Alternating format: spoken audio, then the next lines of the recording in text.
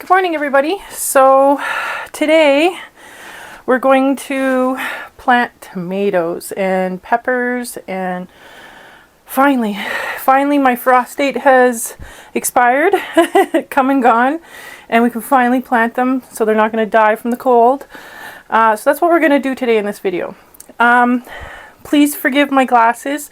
I've been having issues with my eyes and seeing an eye specialist, and they dilated my eyes 4 times yesterday, so I need the glasses. It's pretty bright outside today, so please forgive the glasses in the video.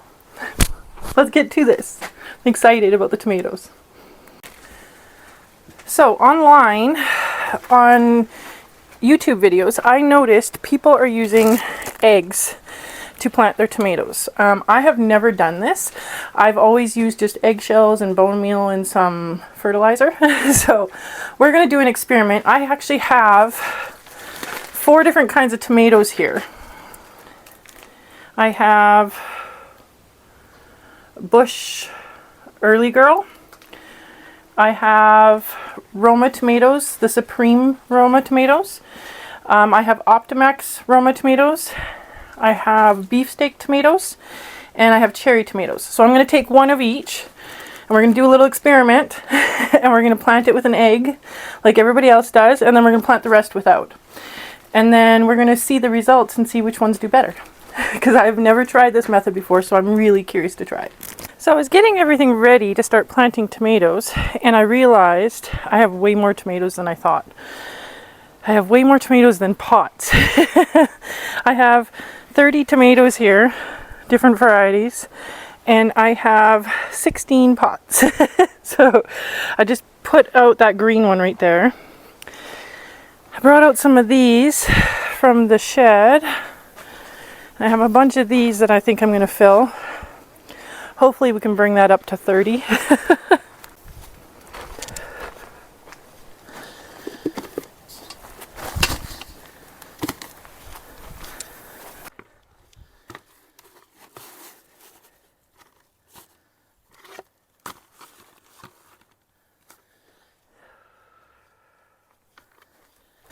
This pot. It's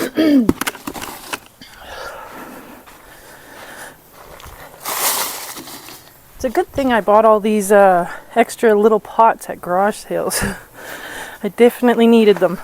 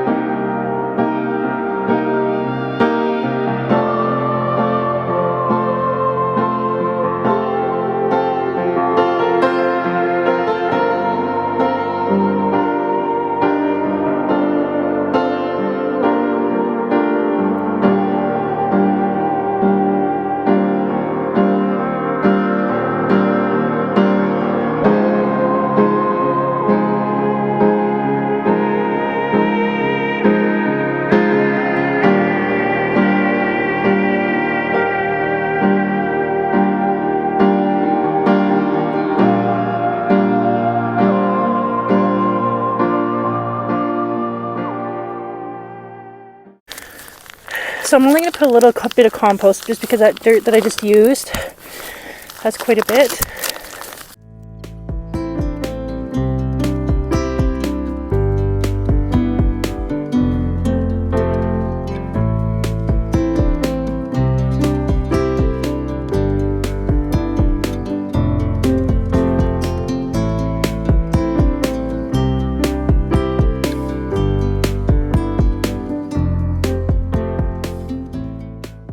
Before I start labeling, I'm going to add some eggshells. I'm going to leave 4 pots, and then we'll put the eggs in those ones. And I'm going to do eggshells and bone meal and fertilizer and all the others. I think I'm going to leave the ones at the end over there for the experiment. So I'm pouring eggshells right now.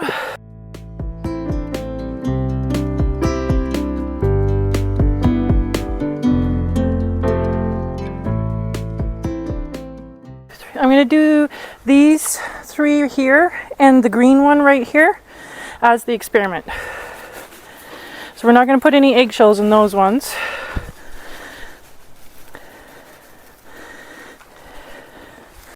Let's add some bone meal. I am still going to add bone meal to the experiment ones. This will help the roots take root really well, and it'll help produce more fruit, give more nutrients to the soil, that sort of stuff.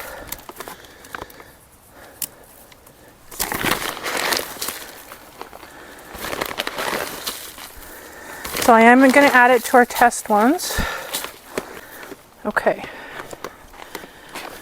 Now we're going to add some slow release fertilizer. Just a little bit, because I do plan on fertilizing afterwards. Also, I have some worm castings here. I think I'm going to add these to it as well. Just a little bit into each one. I only have a small bag of it, so.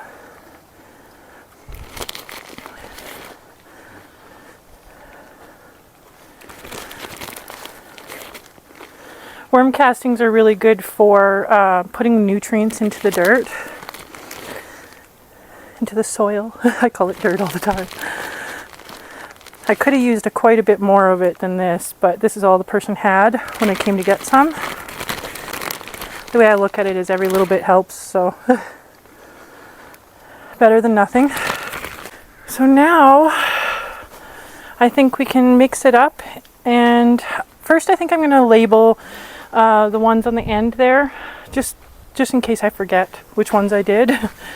So let me just get some masking tape and we'll label. Okay, so I think I'm going to label them like this instead of masking tape, just so I know which ones are which. So I'm going to get one of each of these tomatoes and then we'll plant them right here. Okay, I have one of each variety here. Let's see. Oh. Okay, so what we're going to do, mix up the dirt.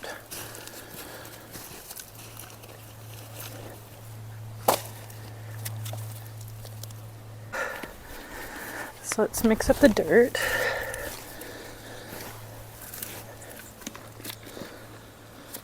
Okay, so just going to dig a hole. I want to dig a hole fairly deep so I can bury a lot of the stem. It'll form more roots. So let's start with Easy Girl. This is one that I did not grow. A few of mine died. So when the plant looks like this, this is a indeterminate. So I'm going to leave the flowers, well, they grow, it needs to grow taller, so I'm actually going to rip them off. We want the plant to put its energy into producing height rather than fruit at the moment. So also, all of these stems right here, I'm going to rip off. We don't want the plant to get disease, so we have to rip all these off. Okay, you want to try and avoid splitting it like I just did. It might cause disease, so try to use trimmers. I don't know if you can tell, but there's really fine hairs all along the stem here, and those are going to create roots. So, ooh, it's very root bound. Needed to be planted. So we are going to plant this down as far as we can. Oh, I need the egg. Just about forgot.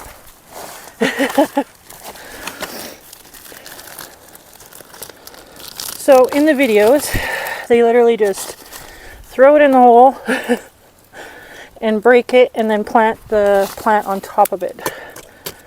So this is what we're going to do. Plant the plant right on top.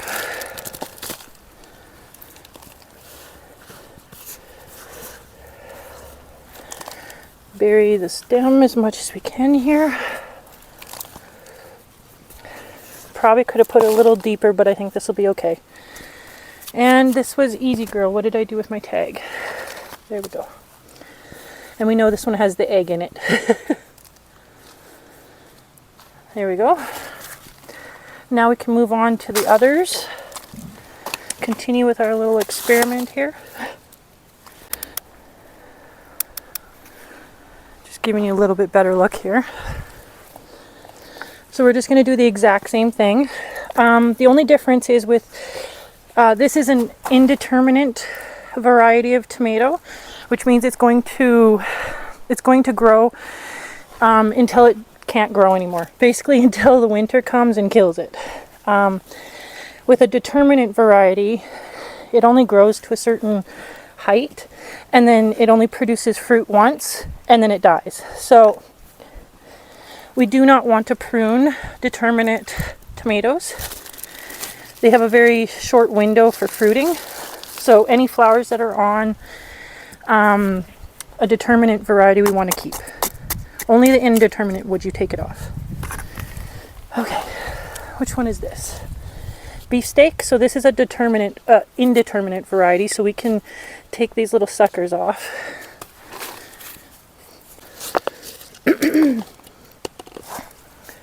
This is one of the ones I grew myself.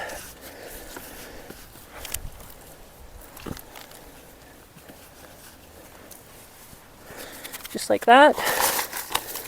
Beefsteak egg. I'm leaving enough room for mulch.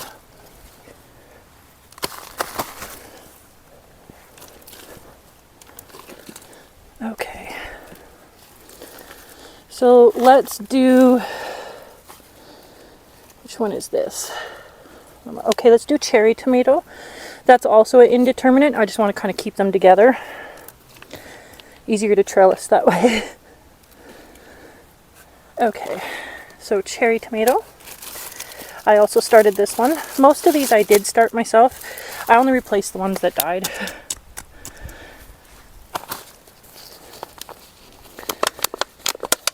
Okay, just a little bit.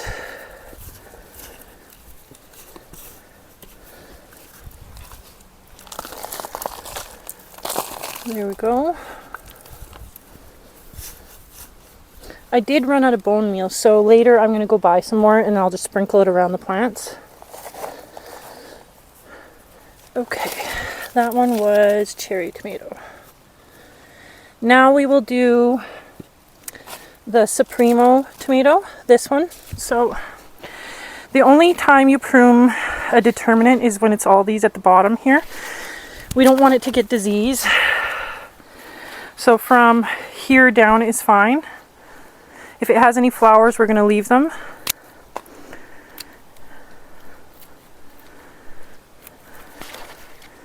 There, just like that. I'm going to plant it to up here.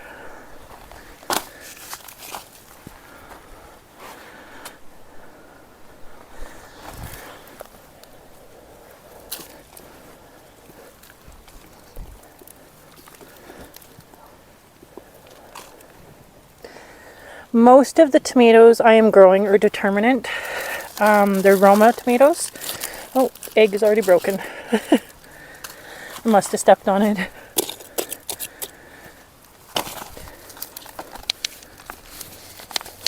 This is one of the Roma tomatoes that I bought to replace one of the ones that had died. I want to try and keep a certain amount of tomato plants to make sauce and salsa and all that lovely stuff we're going to make together later in the season. Oh, got a little bit of eggshells in there. Okay, there we go.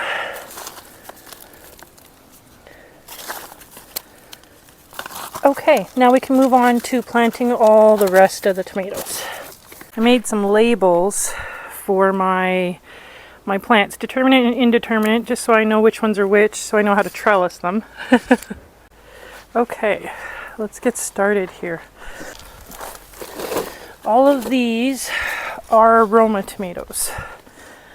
So I'm trying to decide where I should plant these.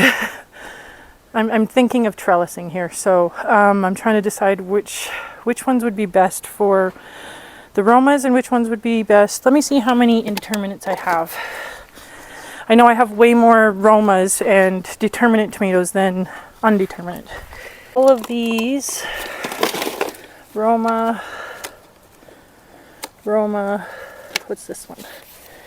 This is a mystery plant, one of the ones that my writing rubbed off.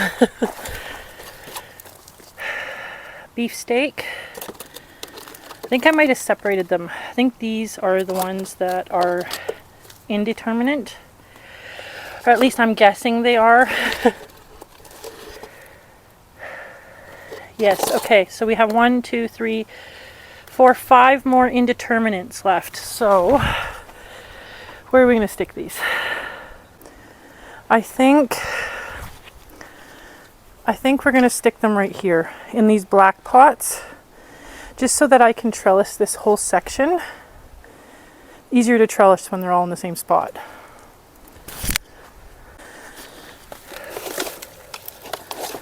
And here, there. These two, I have no idea if these are indeterminate or determinate. My writing came off the cups. So we're playing a guessing game here. So we'll put them on the ends just in case they're not. A lot more Roma tomatoes. I plan on making a ton of sauce this year. So these are all Supremo and Optimax. I bought 3 Supremo, and the rest of them are ones I grew. They are the same brand though. I just happened to find, oh, I dropped one.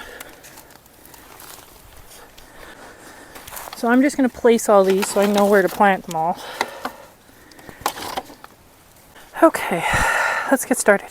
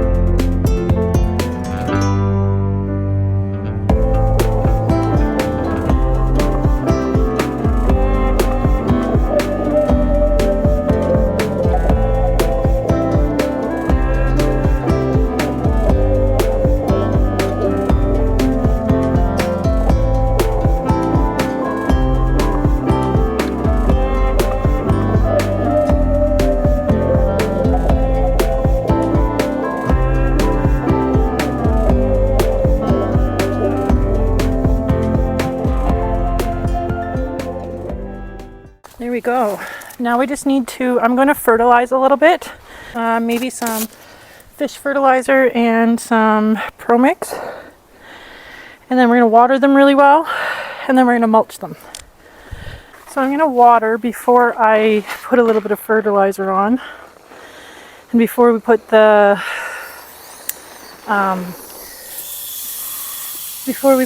mulch on.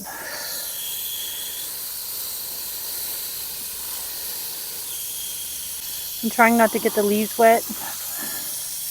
Tomatoes don't really like their leaves being wet a lot. I am planning to put a plastic barrier that can hang. In July here we do tend to get a little bit of torrential downpours and I don't want it to kill my plants. Sometimes we also get hail in the middle of summer, so I don't want it to wreck my tomato plants. So I think I'm gonna try and put a safeguard in place where I put like a big plastic overhang that I can just come out and pull out if it starts hailing or raining really bad. Protect the tomatoes a little bit. The mulch is also going to help with the heat. It'll help keep the roots a little bit more cool so they don't get really hot.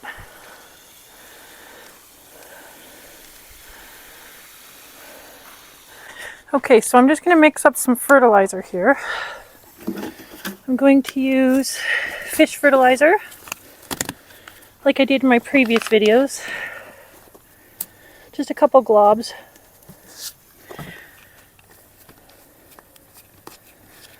And then some Pro Mix 1266. Put a couple splashes of that in there. It's going to help the plants root better and give them some essential nutrients to start with.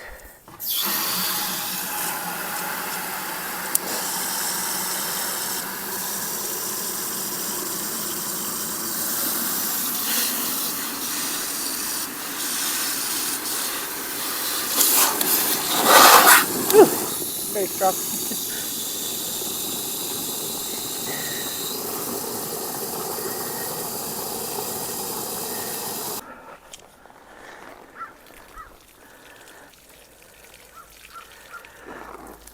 So I planted 2 tomatoes right here. I'm going to trellis them up here. Running out of space. Just going to give each plant just a little drink.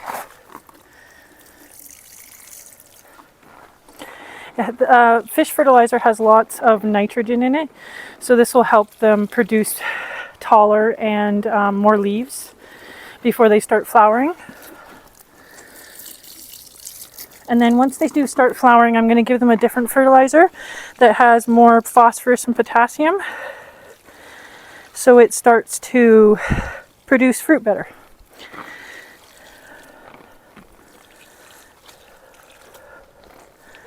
I need to make some more. I ran out. I almost forgot that we need to plant marigolds and basil with all of the tomatoes. So I'm going to do that now, before I forget and before we mulch.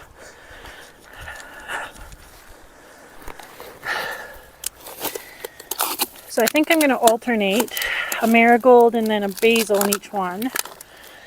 This helps with pests and bugs and helps protect the plant.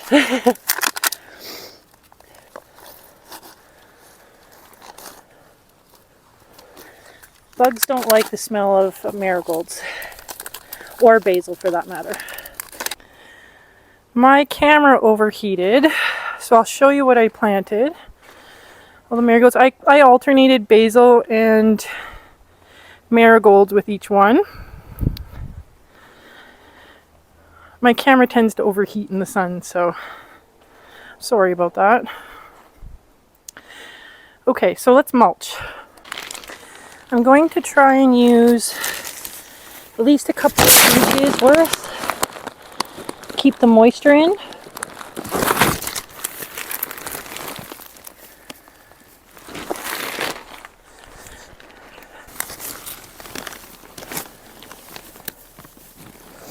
The mulch also helps, it helps keep the moisture in the dirt, and it also helps from pests and disease on the plant. Because the bottom leaves won't be touching the dirt, and the dirt is usually what causes disease in tomatoes. So it's good to have mulch on your plants, especially tomatoes. Okay, so I am going to mulch the rest of these, and then I'll show you what it looks like when they're done. Here's a look at the finished product. I put about 2 to 3 inches of mulch in each one. I also mulched my zucchini and my cabbage and some of my bok choy over there.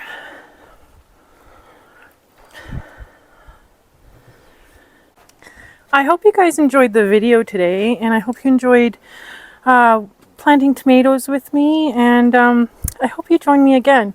I hope to see you next time. Bye.